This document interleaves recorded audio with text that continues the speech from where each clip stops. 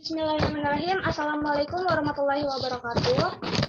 Sebelumnya, saya mengucapkan terima kasih kepada Bapak Kenny selaku dosen pengampu mata kuliah MOJ yang telah memberikan kesempatan kelompok kami untuk presentasi. Dan juga saya mengucapkan terima kasih kepada teman-teman yang sudah menyimak video presentasi kelompok kami.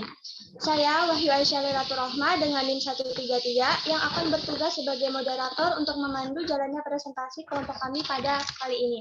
Yang dimana kelompok kami kali ini akan membahas mengenai forecasting demand for service yang tentunya pada kesempatan ini saya tidak sendiri karena saya ditemani oleh rekan saya yaitu Saya Hilmi Nuryanto dengan NIM akhir 115. Saya Cynthia Jennifer Yanti, NIM 132. Saya Nisa Loiri dengan NIM akhir 184.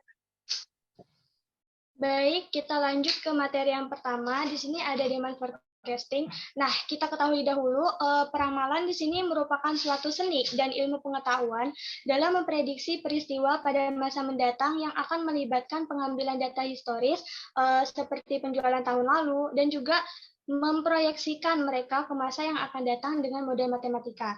Nah, untuk forecasting demand sendiri ini merupakan proses atau teknik memprediksi jumlah permintaan barang atau jasa yang akan diminta oleh konsumen pada masa waktu yang mendatang.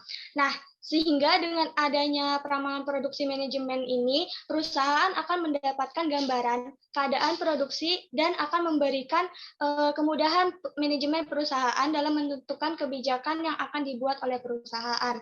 Dan kemudian juga untuk peramalan permintaan ini digunakan dalam analisis ekonomi dan memprediksi perilaku konsumen. Next. Nah, di sini berdasarkan waktu jenis peramalan permintaan dibedakan menjadi 3, yaitu ada yang pertama ada peramalan jangka pendek, yang dimana peramalan ini dibuat untuk memenuhi target permintaan dalam jangka waktu 0 sampai 3 bulan.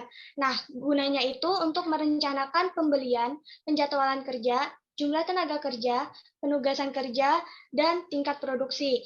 Sedangkan untuk peramalan jangka menengah ini menggunakan data-data dari waktu 3 bulan sampai 2 tahun yang berfungsi untuk merencanakan penjualan, anggaran produksi, anggaran kas, dan menganalisis macam-macam rencana operasi. Dan yang terakhir di sini ada peramalan jangka panjang. Peramalan ini tuh biasanya dibuat untuk memenuhi target dalam waktu 2 tahun ataupun lebih. Nah, biasanya peramalan jangka panjang ini bermanfaat untuk merencanakan produk baru, pembelanjaan modal, lokasi atau pengembangan fasilitas, serta penelitian dan juga pengembangan. Next. Nah, di sini ada teknik peramalan permintaan itu dibagikan menjadi 2, yaitu ada kualitatif dan juga kuantitatif. Yang dimana kualitatif ini merupakan metode peramalan yang berhubungan dengan data-data kualitatif, misalnya kayak tentang selera konsumen terhadap suatu produk, atau survei tentang loyalitas konsumen dan lain-lain. Nah, bisa juga diartikan dengan menggabungkan faktor-faktor itu misalkan kayak intuisi dari pengambilan keputusan, emosi, pengalaman pribadi, dan sistem nilai dalam mencapai peramalan atau yang berhubungan dengan data-data kualitatif. Kemudian yang kedua itu ada kuantitatif, yang dimana metode peramalan ini digunakan untuk melakukan peramalan jangka panjang dan pendek, gunanya untuk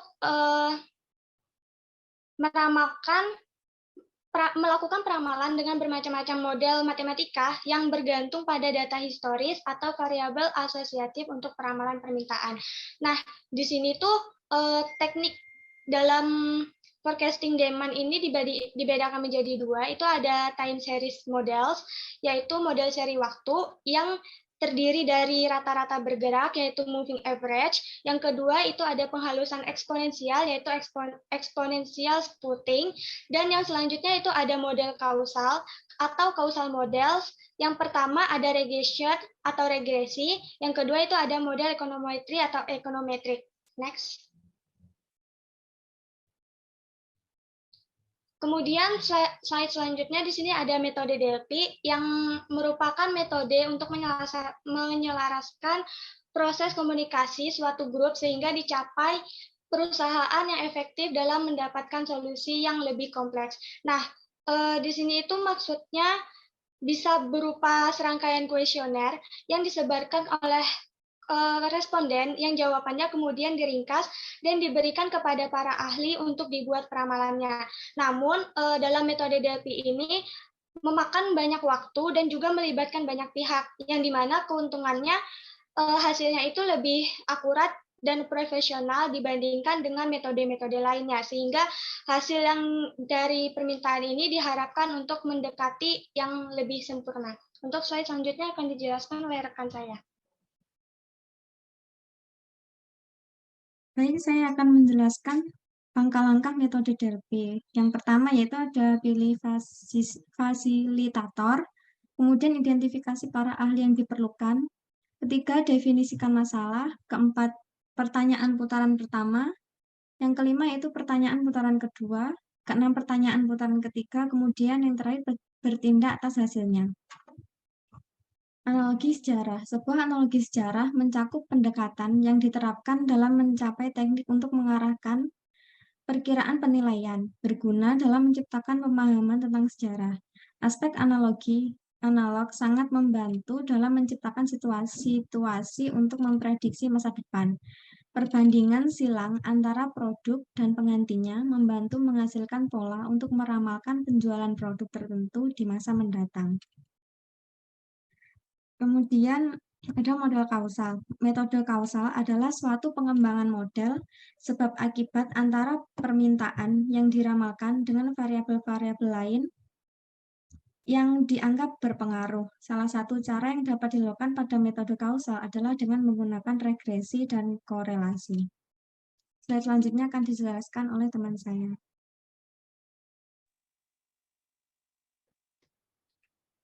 Model regresi menghubungkan antara variabel penjualan, faktor ekonomi makro, persaingan, dan variabel internal dengan menggunakan persamaan least squares, baik digunakan untuk peramalan jangka pendek, yang dimana persamaannya adalah sebagai berikut: YA0 ditambah A1 dikali 1, ditambah A2 dikali 2, ditambah seterusnya, ditambah AN dikali N, di mana Y sebagai variabel dependen, XI sebagai variabel independen, dan N independent variables.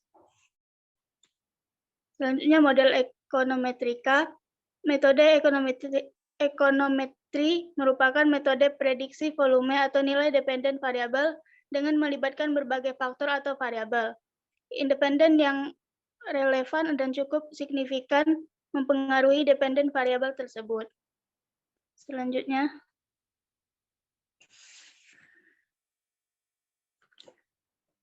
time series model. Model time series dapat berguna untuk manajemen operasi di industri jasa. Mereka dapat membantu dalam memperkirakan permintaan, mengoptimalkan alokasi sumber daya, dan meningkatkan efisiensi operasional. Time series model juga berlaku untuk membuat perakiraan jangka pendek ketika nilai pengamatan terjadi dalam pola yang dapat diidentifikasi dari waktu ke waktu. Selanjutnya,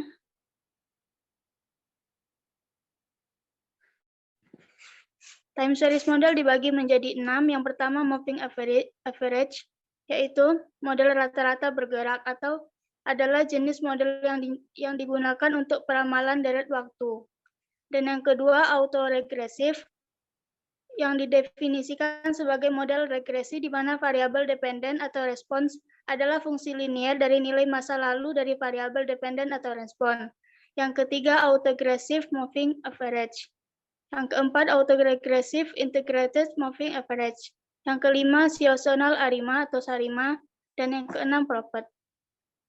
Next.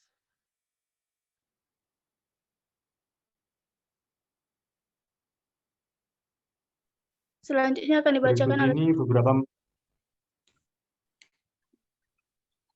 Berikut ini beberapa materi yang berkaitan dengan time series model dalam manajemen operasi jasa. Yang pertama ada analisis data historis. Langkah pertama dalam penggunaan time series models adalah analisis dan historis. Ini melibatkan mengumpulkan data historis tentang berbagai variabel yang relevan dengan operasi jasa seperti volume penjualan, tingkat pelayanan, atau biaya operasional. Yang kedua itu ada metode pemodelan. Ada beberapa metode pemodelan time series yang dapat digunakan dalam manajemen operasi jasa. Beberapa metode populer termasuk metode regresi waktu, moving average, exponential smoothing, dan ARIMA atau auto-regressive integrated moving average. Yang ketiga, ada prediksi dan peramalan. Salah satu aplikasi utama dari time series model dalam manajemen operasi jasa adalah prediksi dan peramalan. Dengan menggunakan model time series yang dapat dilakukan peramalan tentang volume penjualan di masa depan, permintaan pelanggan, atau kinerja operasional lainnya. Yang keempat, ada pengoptimalan dan pengendalian operasi. Selain peramalan, time series model juga dapat digunakan dalam pengoptimalan dan pengendalian operasi. Dengan memodelkan data historis dan mengidentifikasi pola serta tren, dapat ditemukan strategi pengendalian operasi yang lebih efektif.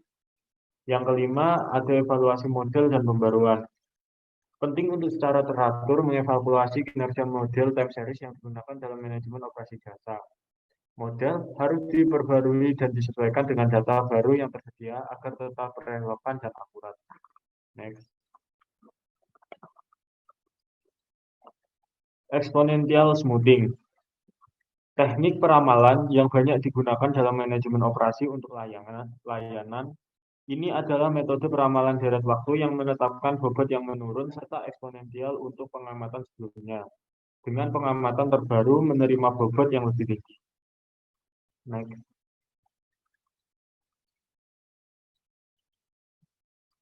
Selanjutnya, konsep kunci dan variasi dari exponential smoothing. Yang pertama adalah simple exponential smoothing atau SES. Adalah bentuk dasar dari exponential smoothing. Ini menggunakan faktor smoothing tunggal atau alfa untuk menetapkan bobot pada pengamatan sebelumnya. Yang kedua, exponential smoothing linear Holt. Metode Holt memperluas exponential smoothing sederhana dengan memperkenalkan komponen tren. Selain level intercept, ini memperkirakan kemiringan tren untuk menangkap pola dalam data. Yang ketiga ada Holt-Winter Triple Exponential Smoothing.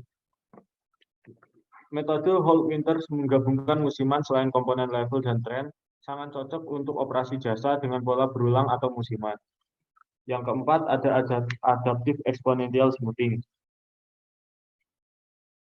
Adaptive Exponential Smoothing memperkenalkan parameter smoothing yang secara otomatis menyesuaikan berdasarkan kesalahan perkiraan terkini. Yang kelima ada State Space Model.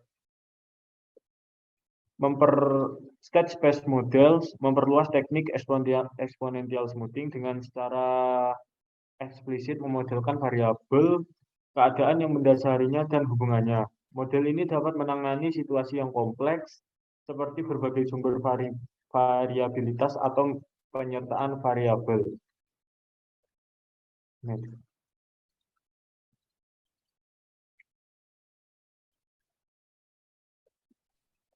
Baik, sekiranya itu tadi pemaparan presentasi dari kelompok kami.